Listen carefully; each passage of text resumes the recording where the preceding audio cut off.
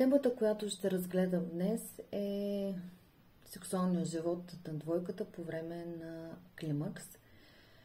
Темата е в отговор на много често задавани ми въпроси по социалните мрежи, по електронната поща, на срещите ми на живо с участници в различни формати, многото разговори с мои клиенти, разбира се, приятели, познати, връстници. В тази тема ще разгледам въздействието на този етап от живота върху сексуалната именно функция на мъжа и жената, как тя се отразява в партньорските отношения. Ще разгледам въпроси за сексуалната интимност и как може да намерим решения на различни проблеми, които могат да възникнат в тези етапи. Тук ще говорим за андропаузата и за менопаузата като естествен процес в човешкото развитие, в етапа именно на инволюция, която е последната част от психосексуалното развитие на човека. Ще посоча какви са предизвикателствата, трудностите и възможностите в този период. Климакса знаем, че е един неизбежен процес, който настъпва с напредването на възрастта. Няма да претендирам в тази тема за изчерпателност по въпроса, но разбира се ще се опитам да подчертая някои важни моменти от случващите се особености. Реално това е доклад, който съм изнесла на първата международна онлайн конференция по сексология и тази тема беше приветствана от колегите с много голям интерес и всъщност ние разбираме, че това е фокуса, върху който би следвало да се насочим в следващите години като сексолози, психолози с идеята, че влизайки в периода на климакс, реално на човек нищо не му пречи той да продължи да бъде в интимни партньорски отношения и това касае не само мъжете на средна възраст, разбира се, това касае и жените. Така че се надявам, че доклада, който ще изнеса и ще споделя с вас, също ще ви бъде интересен. И така бих могла да, започвайки да кажа, че съществуват много проучвания, много материали, научни статии, доклади, които разказват и обръщат голямо внимание на периода от човешката сексуалност, от зачеването до пубертета, както разбира се и на периоди, които са свързани с прехода от пубертета към зряла сексуалност, така и към зрялата сексуалност, когато се установява връзка с партньора и се създава семейство, но са много малко изследванията, които разглеждат периода, динамиката на връзката с партньорите по време на климакса и на менопаузата. Заедно с, разбира се, неизбежните физиологически промени, които естествено съпътстват процеса на стареене, има и много вътрешно-личностни и междуличностни промени, които са придружени и от множество свързани с тях житейски събития. Периода на климакс е свързан с много страхове, много тревоги, много предизвикателства, с много тъга, загуба, често на здраве, на близки, на социално положение и много други, разбира се, което води до увеличаване на тревожността и депресията, но паралелно с това е свързана и с много радости, много нови срещи, осъзнавания, свободно време, удоволствия, удовлетворения и наслади, стига да знаем как да си ги доставим.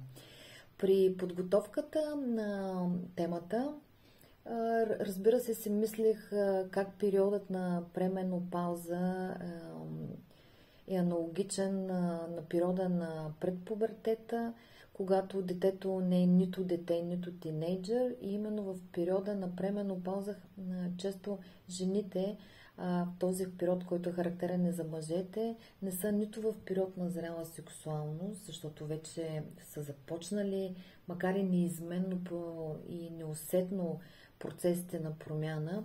Често те в началото са много незабелязани, но за това ще поговоря малко по-късно. Нито са в период на инволюция, който казахме, че е в периода на стареене, защото все още се чувстват млади, дейни, активни, работещи но все пак осъзнават, че се насочват към периода на остаряване. И ако там и тогава, като деца, сме бързали да пораснем, да станем големи, в периода вече на възрастовите промени, ние се опитваме да забавим темпото и да измамим времето. Многото тревоги, които се увеличават, не е еднократно, а многократно, защото осъзнаваме, че не сме и не можем да станем по-млади, защото осъзнаваме, че нашето тяло търпи промени, които ние не можем да контролираме. И затова казвам, че има някакъв аналог, защото като тинейджерите също не могат да контролират промените, които стават с тялото и с хормоните, които се развиват така, по същия начин и ние, когато влизаме в периода на 50+, също не можем да спрем тези процеси, но можем, разбира се, да ги забавим. И така, започвайки темата, мога да кажа, че човешката сексуалност е многофакторна, многоизмерна. Менопаузата и андропаузата при мъжете са жизненно важни етапи в живота на човек и са свързани с много физиологични, психологични, психосексуални и социални промени. Една от особеностите, засегнати от тези промени, е именно сексуалната интимност и удовлетвореност. Колко е актуална темата? Всъщност по данни на Националния статистически институт в България към дата 31 декември 2020 година около 2 милиона и 700 хиляди души са на възраст над 50 години. Това представлява близо 37% от общото население на страната. По данни на ООН за 2021 година населението на света е около 8 милиарда души, което представлява 18% от общата популация световна, е на възраст над 50 години. Също така може да кажем, че според данните на Организацията на Обединените нации и Евростат, процентът на населението в Европа на възраст над 50 години е около 35% за 2021 година. Разбира се, в момента има много промени, които се случват предвид динамиката, която преживява цял свят и с многото миграции, но сексуалността остава важен елемент за много мъже и жени на средна възраст и цитираме един съществен компонент на здравето и основно човешко право. Наблюдават се, разбира се, постоянно увеличаване на средната продължителност на живота, като до 2020 година тя е средно 73 години, а средната продължителност на живота се очаква в рамките на следващите 10 години да стане 81 години. Това увеличаване на продължителността на живота се дължи на различни фактори, като например усъвършенстване на медицинската наука и здравеопазването, по-добрите условия за живот и труд, повишеното образование и осведоменост за начините за подобряване на здравето, както разбира се и намаляване на бедността и глада в световен мащаб. Въпреки това, трябва да отбележим, че продължителността на живота все още се различава значително в отделните региони и държави по света, а в някои от тях тя е значително по-ниска от средната в света. И въз основа на тези и последващи данни за увеличаването на продължителността, на съвместното съжителство на партньорите, трудностите и проблемите в техните отношения, смятам, че темата действително е много актуална. И какво е мнението на колегите, които са изследвали тези етапи? Това е, че намаляването на сексуалното желание в периода на климакс е свързано както с стареенето, така и с прехода към менопауза и андропауза. Прекарването на дълги периоди от време с партньора може да създаде ново напрежение и да бъде източник на трудности или, разбира се, да задълбочи интимността и да бъде източник на щастие. От какво зависи сексуалната интимност? Тя зависи от няколко компонента. Едното е да има желание за такава, другото е да има възбуда, да има възможност да се осъществи сексуалната близост, разбира се, да има липса на болка и способност за достигане на оргазъм. Факт е, че след определена възраст либидото започва да намалява, а промените в организма могат да затруднят както фазата на възбуда, което, разбира се, би могло да доведе и до болезнен полов акт и невъзможно за достигане на кулминация. Не е изненадващо, че много мъже и жени остават неудовлетворени от секса, от сексуалната активност, която намалява драстично с напредване на възрастта, а някои изобщо избягват сексуалната интимност, като смятат, че това е нещо, с което е характерно за младите и че влизайки в период на 50+, това не е вече приоритет. Ще оборем това малко по-късно. В допълнение към физиологичните промени през този период, въпреки достъпа до голямо количество информация през медиите, човек изпитва изключително много трудности, свързани с липсата на специфични знания, много срам и неспособност да се говори по темата, трудности при достъп до адекватна и надежна информация, липса на професионална помощ по въпросите на сексуалността, нещо, което много често срещам аз специално в моята професионална практика, личен дискомфорт по темата, свързано с страх, срам, вина, различни стереотипи за липса на сексуални потребности, поведение, съобразено с възрастта, в резултат на което много рядко се търси и получава помощ и подкрепа. Не трябва да забравяме, че климакса е естествен и неизбежен биологичен процес, който настъпва с напредването на възрастта.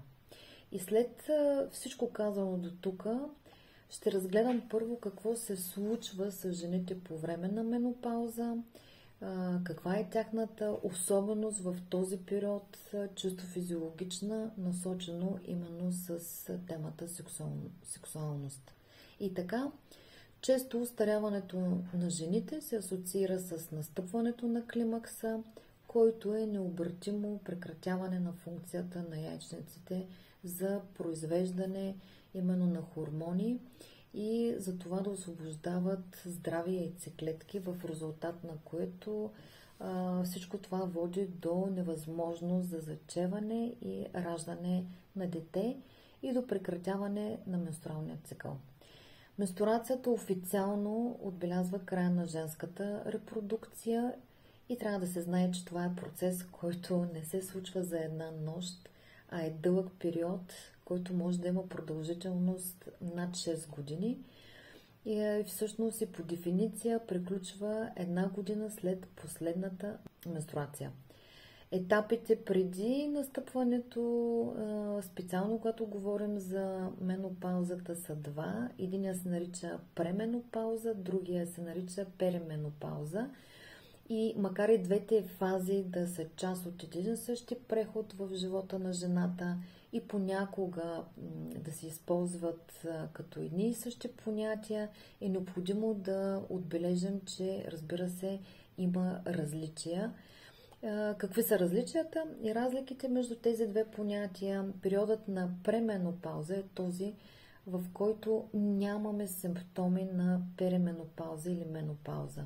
Все още има менструален цикъл, независимо редовен или не, и се счита, че са запазени основно репродуктивните способности на жената. Възможно е да възникнат някои хормонални промени в периода именно на пременопаузата, но физически все още няма забележими такива симптоми.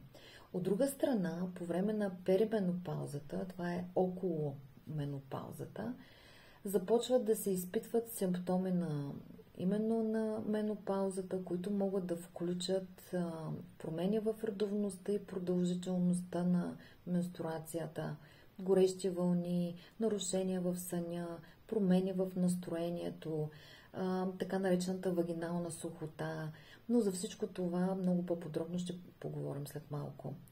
И всъщност при жените перименопаузата започва на различна възраст. Може да забележите признаците на прогресия към менопауза, като нередност в менструалния цикъл, някъде в периода над 40, 42, 3, 5 години, но някои жени забелязват промените още в средата на 30-те си години, което се счита за преждевременна менопауза или пременопауза. Началото обикновено на симптомите обикновено се забелязват на възраст около 45-47 години, когато нивата на естроген, на основния женски хормон, постепенно започва да намалява и всъщност менструалните цикли могат да се удължат или да се съкратят, може да идват на по-начесто, в по-кратък период от време. Възможно е да има и менструални цикли, в които яйчниците не отделят яйцеклетки. И след като са преминали 12 последователни месеца, в които не е имало менструация, жената официално се счита, че е достигнала менопаузата и перименопаузата е приключила. И тук едно много интересно нещо, което се наблюдава, че въпреки, че броя на жените, които живеят през по-голямата част от живота си в хипоестрогенно състояние, непрекъснато се увеличава през последния век, средната възраст за навлизане в менопауза си остава 50-51 години. Препоръчително е, разбира се, когато възникнат първите симптоми, когато възникнат различни въпроси, притеснение или така необичайна симптоматика, разбира се, е важно да се обсъдят тези симптоми с специалист в областта на женското здраве, с гинеколог, с ендокринолог, с уролог много често и други специалисти в областта на пикочнополовата система и в никакъв случай да не се предприемат самолечения, което често е по препоръка на някоя приятелка или по препоръка на многото споделяния в интернет пространството. През преходния период на перименопауза в резултат, разбира се, на намаляването, както казахме, на нивата на естроген и прогестерон, някои жени, около 20% от жените, над 50 годишна възраст нямат оплаквания, но в по-голямата част, около 80%, споделят, че имат тежки симптоми с различна степен на тежест. Някои са леки, други умерени, трети тежки, като най-честите са промените, както споменахме в менструалния цикъл, горещите вълни, нощните изпотявания, втрисанията, безсънието и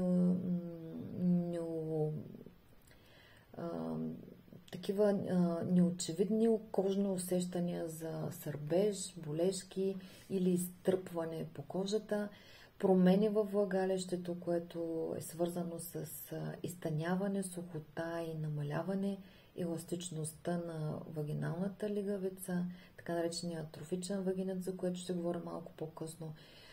Много често се наблюдават сърбежи, дразнения, парения, водещи до болезнен полов акт, така наречената диспареония, леко кървение или често уриниране с повишен риск за инфекция. Разбира се, развитието на последваща вагинална атрофия и всички тези симптоми могат да направят сексуалния контакт по-малко интересен, по-малко привлекателен и дори неприятен и отблъскващ. Разбира се, има уринарни симптоми, които могат да бъдат наблюдавани. Това са лигавицата на уретрата става по-суха, по-тънка и по-малко еластична.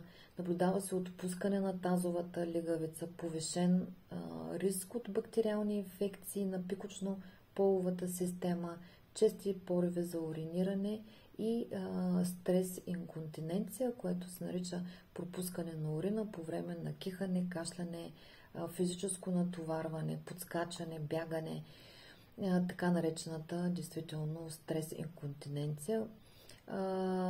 Намалено либидо, забавена реакция на клитора, бавен или липсващ оргазъм, намалена вагинална лубрикация. Много често се наблюдава и един друг феномен – избягване до допир, докосване, тъй като кожата би могла да стане много по-чувствителна, а комбинацията с телесна топлина до някой близък до наш човек може да бъде още по-неприятна. И всъщност тук ние забелязваме различни, разбира се, емоционални и когнитивни оплаквания, много по-чести оплаквания от умора, проблеми с паметта, депресията, раздразнителността, повишената тревожност, нервност, агресия, нарушения на съня, загуба на концентрация, загуба на внимание, памет, често главоболие и внезапни промени в поведението и настроението. Различни са и физическите промени, наблюдава се увеличаване на теглото, особено в областта на корема, таза и бедрата, увеличаване на телесните мазнини, промени в структурата на кожата, косата, ногтите, окосмяването по тялото, изсъхването на кожата, така нареченото свличане на лицето, отпускане на кожата, повишен риск, както казахме, че има и на гинекологични заболявания, различни видове ракове и онкологични заболявания. И всъщност оплакванията, те действително могат да продължат и 6 месеца, но могат да достигнат и над 10 години, като при някои жени симптомите се проявяват и изчезват за определен период от време, но продължителността се остава така или иначе много дълга. Тук всъщност естрогенът, знаем, че е регулатор за менструалния цикъл, той влияе на репродуктивната система, на пикочните пътища, сърцето и кръвоносните съдове, на костите, гърдите, кожата, косата, тазовите мускули и разбира се и на мозъка. И за да се потвърди настъпването на менопаузата, жената трябва да е нямала менструация в продължение на 12 последователни месеца, разбира се, при липса на други причини, като бременност или някакъв прием на медикаменти. И всяко едно прокървяване, което е свързано с нещо, което се случва в периода след тези 12 последователни месеца без цикъл, е желателно задължително в най-бързи срокове да се потърси консулт с гинеколог, за да се види каква е причината на това прокървяване. По време на менопаузата продължително се появяват всъщност и следните симптоми. Намаляване на размера на репродуктивните органи, матката, яйцеклетки, яйчниците, промените на малките срамни устни и клитора. При наличие на миоми може да се наблюдава, че техния размер намалява. Друго нещо, което е характерно, това е пролапс, изпадане на репродуктивните органи или на пикочните пътища и за инконтиненцията, за която ние говорихме преди малко. Каква всъщност е сексуалната функция на жените по време на менопауза? И тук може да кажем, че клиничните данни сочат, че именно прехода към менопауза е свързан с намаляване на сексуалното функциониране, особено на сексуалното желание. И освен това, естрогенът и антрогенът, основните регулатори на женското сексуално здраве, имат стимулиращ ефект върху женския сексуален отговор. През последните 2 десетилетия са проведени няколко проучвания на различни континенти, при които най-често са докладвани следните сексуални оплаквания при жените в постменопауза. Това е ниско сексуално желание, затова споделят между 40 и 45% от жените, намаляване на лубрикацията, за която споделят 25-30%, и диспареония, която е свързана с болкова симптоматика по време на сексуално проникване, за която споделят между 12 и 45%. Кое е важното, което за жените? Че при сексуалната възбуда млечните жлези на жените не се увеличават както преди. Това е по време на вече на климакса, но чувствителността на зърната се запазва, както и чувствителността на клитора. Той може да има по-бавна реакция, но все пак остава чувствителен. Рядко възникват сексуални желания и те са с по-слаба сила от младостта и зрелостта, но кое е важното, че половото влечение от това не само не отслабва, а напротив, понякога дори се обостря. И климакса при жената не е препятствие, това е много важно да го подчертаем, тя да не прави секс. Напротив, много от тях до дълбока старост са способни да изпитват не само чувство на любов, но и чувство на оргазъм. И при 1/3 от жените нищо не се променя в сексуалните усещания в периода на настъпване на климакс. При други има постепенно намаляване на сексуалността, а при трети тя дори нараства. Това се обяснява с изключването на естрогеновата функция и относително преобладаване на ефекта на надбъбречния тестостерон, който знаем, че е отговорен и при жените за изразяване на половото им влечение. И всъщност е важно да кажем, че не съществуват причини жените да спрат да правят секс след настъпване на менопаузата, тъй като те са в състояние да получават сексуално удовлетворение, множество оргазми при условие, разбира се, че са в добри отношения с партньорите си и нямат тежки заболявания. Какви биха могли да бъдат възможните последствия от хроничния естрогенов недостиг? Са лесно предсказуеми, тъй като естрогените играят най-непосредствено роля в развитието и нормалното функциониране, разбира се, на половите органи, и продължителният им спад води до атрофия на тъканта на половите органи. Кое обаче може да възникне като по-тежки усложнения? Това е така наречения пикочно-полов синдром, или може да се срещне в литературата като генитоуринарен синдром на менопаузата. Това е термин, който е въведен от 2014 година от Международното дружество за изследване на сексуалното здраве на жените и Северноамериканското общество за менопауза.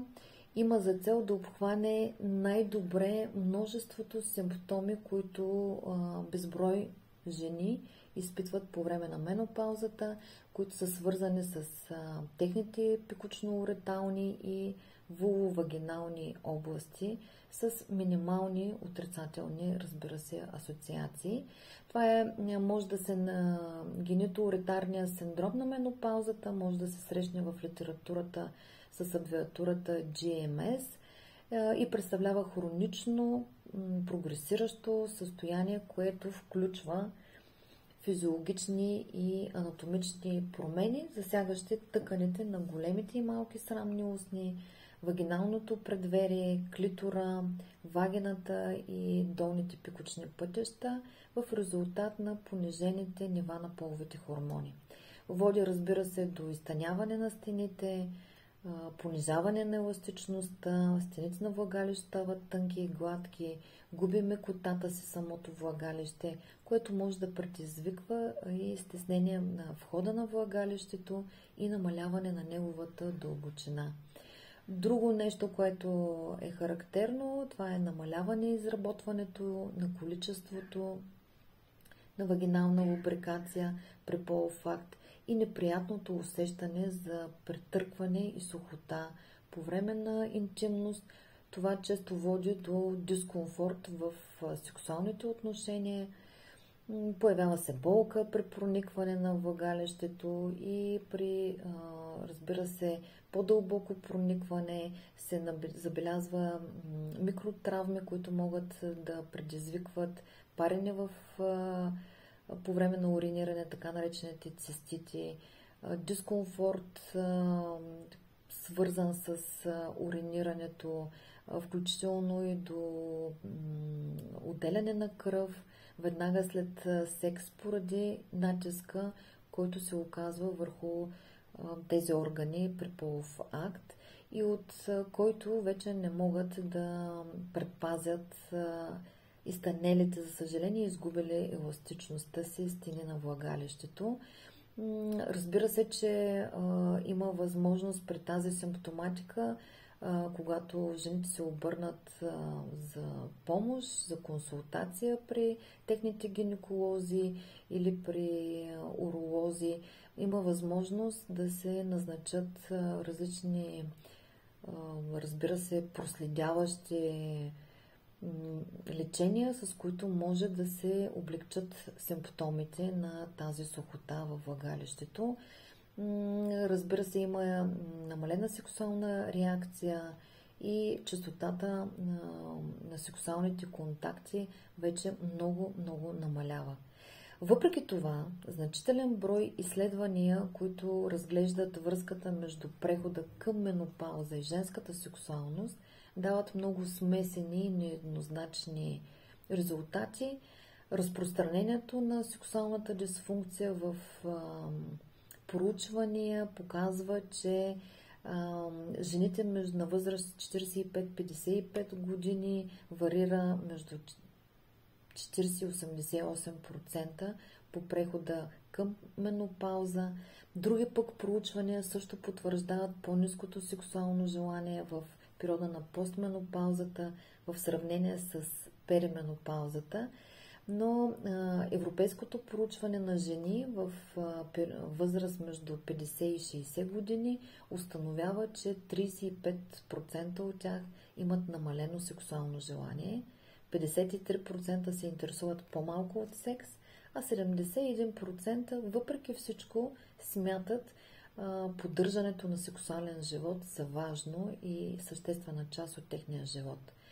И всъщност важно е да направим разграничение и да уточним, че това не е диагнозата хипоактивно разстройство на сексуалното желание, което се характеризира с трайно ниско и липсващо желание, причиняващо значителен дистрес. Всъщност сексуалната дисфункция през този период зависи от много широк спектър различни предразполагащи, провокиращи и подкрепящи фактори, които могат, както казах по-рано, да имат биологичен, психологически и социокултурен произход, защото ние разглеждаме сексуалността не само като биологична част, а ние разглеждаме като една комплексност, която включва именно биопсихосоциалния модел. И за това може да споменем, че подготвящи или предразполагащи фактори, които правят човека податлив на дисфункции, включващи от биологична гледна точка, може да бъдат допълнително съществуващи различни медицински състояния, както вродени, така и хормонални или метаболитни нарушения, различни промени, които могат да бъдат свързани с менопаузата. За тях вече говорихме, че те могат да бъдат хормонални, съдови, мускулни, неврологични или имунологични, могат да бъдат в резултат на гинекологични или хирургични интервенции, различни гинекологични или хирургични допълнителни манипулации, могат да бъдат провокирани от химиотерапия, лъчтерапия, могат да са ендокринни проблеми, различни психични и афективни разстройства, Разбира се, всичко това може да е в резултат на злоупотреба на различни наркотични вещества. От психологична гледна точка, предразполагащи фактори могат да са ниската самооценка на тялото, липса на сексуално самочувствие, проблеми в взаимоотношенията с партньора, намалена или въобще липсваща интимност, промяна в чувствата към партньора, спомени за предишен сексуален опит или негативен такъв сексуален опит в миналото, възприемане на промяната при менопаузата, много сериозен психологически елемент, загуба на сексуална увереност, липса на наличие на връзка, загуба на партньор. Разбира се, при жената много често се обръща внимание и на историята за сексуално насилие или злоупотреба, различни стратегии за справяне, които би могла да има. А от социална гледна точка, факторите, които могат да окажат влияние, това са различните етнически, културни, религиозни очаквания и ограничения, различната подкрепа от страна на околната среда, стресовите ситуации в живота, свързани с развод, раздяла, партньорска изневяра, загуба или смърт на близки роднини, липса на достъп до медицинско образование и лечение. И всъщност различните подкрепящи фактори, които могат да удължат или да засилят дисфункционалното състояние, могат да бъдат така наречената диагностична празнина, която е непризнаване на реалността на сексуалната дисфункция при жените, липса на лечение или неподходящо лечение. Всичко това какво показва, че природата не е предвидила жената да бъде сексуално активна след менопаузата, така че самата жена следва да се грижи за своето сексуално здраве, като обръща внимание и на емоционалните, и на физическите, и на медицинските фактори, които могат да попречат на сексуалното й желание и сексуалния отговор, като имат възможност да използват широк спектър от комплексни методи, които да предлагат на именно различни начини за намаляване на симптомите. Менопаузата може да настъпи и по-рано при жени с слаба сексуална конституция, която е вродена, за нея ще говорим в други формати, или след операция за отстраняване на матка и яйчници, но сексуалното влечение при жените не се подлага на негативно въздействие от това и даже може да нарасне, доколкото, отново казахме, естрогените не участват в формиране на либидото. Желателно е да използваме квалифицирани знания, квалифицирани специалисти в областта на женското здраве, гинеколози, психолози, уролози, ендокринолози и най-вече сексолози. Затова още веднъж е хубаво да подчертаем, че това, че жената влиза в този период, да, той е свързан с неприятни усещания, с чисто на физическо ниво, на много психологически промени, но това не означава, че жената не е в състояние да прави да води един нормален полов живот. Какво се случва с мъжете по време на техния климакс, така наречен андропауза, ще говоря след малко в следващото видео. Така че до скоро!